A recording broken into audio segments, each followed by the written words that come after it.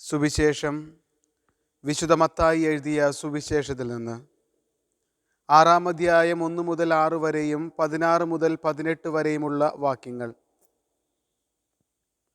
അക്കാലത്ത് യേശു തൻ്റെ ശിഷ്യന്മാരോട് അരുൾ ചെയ്തു, മറ്റുള്ളവരെ കാണിക്കാൻ വേണ്ടി അവരുടെ മുൻപിൽ വെച്ച് നിങ്ങളുടെ സൽക്കർമ്മങ്ങൾ അനുഷ്ഠിക്കാതിരിക്കാൻ സൂക്ഷിച്ചു കൊള്ളുവിൻ. അല്ലെങ്കിൽ നിങ്ങളുടെ സ്വർഗസ്ഥനായ പിതാവിങ്കൽ നിങ്ങൾക്ക് പ്രതിഫലമില്ല. മറ്റുള്ളവരിൽ നിന്ന് പ്രശംസ ലഭിക്കാൻ കപടനാട്യക്കാർ സിനഗോഗുകളിലും തെരുവീഥികളിലും ചെയ്യുന്നത് പോലെ നീ ഭിക്ഷ കൊടുക്കുമ്പോൾ നിന്റെ മുൻപിൽ കാഹളം മുഴക്കരുത്. സത്യമായി ഞാൻ നിങ്ങളോട് പറയുന്നു, അവർക്ക് പ്രതിഫലം ലഭിച്ചു കഴിഞ്ഞു.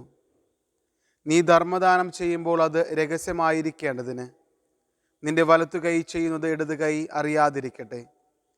രഹസ്യങ്ങൾ അറിയുന്ന നിന്റെ പിതാവ് നിനക്ക് പ്രതിഫലം നൽകും.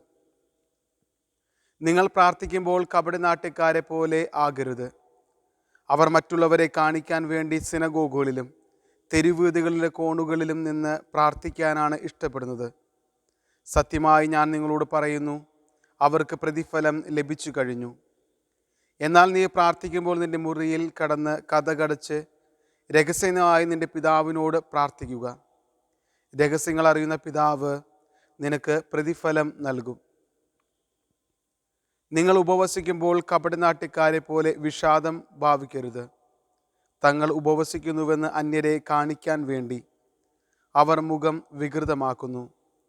സത്യമായി ഞാൻ നിങ്ങളോട് പറയുന്നു, അവർക്ക് പ്രതിഫലം ലഭിച്ചു കഴിഞ്ഞു. എന്നാൽ നീ ഉപവസിക്കുന്നത് അദൃശ്യനായ പിതാവല്ലാതെ മറ്റാരും കാണാതിരിക്കേണ്ടതിന് ശിരസിൽ തൈലം പുരട്ടുകയും മുഖം കഴുകുകയും ചെയ്യുക. രഹസ്യങ്ങൾ അറിയുന്ന പിതാവ് നിനക്ക് പ്രതിഫലം നൽകും. കർത്താവിൻ്റെ സുവിശേഷം. ക്രിസ്തുവേ, അങ്ങേക്ക് സ്തുതി.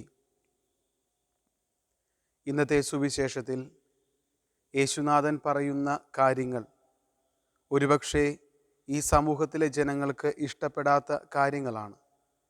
യേശുവിൻ്റെ കാലഘട്ടത്തിലും ഇതേപോലെയുള്ള ചിന്താഗതിയുള്ള മനുഷ്യരുടെ മുൻപിൽ ഈ ചിന്താഗതി പങ്കുവച്ചപ്പോൾ പലരും അവനെ വധിക്കുവാൻ വരെ ചിന്തിക്കുന്നുണ്ട്. രഹസ്യങ്ങൾ അറിയുന്ന പിതാവ് നമുക്ക് പ്രതിഫലം നൽകുമെന്ന് പറയുന്ന സുവിശേഷ വചനം നമ്മളുടെ ഹൃദയത്തിൽ ഏറ്റുവാങ്ങാം. മറ്റുള്ളവരെ സഹായിക്കുവാനായി നമുക്ക് ആരുടെയും പ്രശംസ ആവശ്യമില്ല എന്ന് തിരിച്ചറിഞ്ഞുകൊണ്ട് ജീവിക്കുവാനുള്ള ദൈവാനുഗ്രഹത്തിന് വേണ്ടി ആത്മാർത്ഥമായി പ്രാർത്ഥിക്കാം.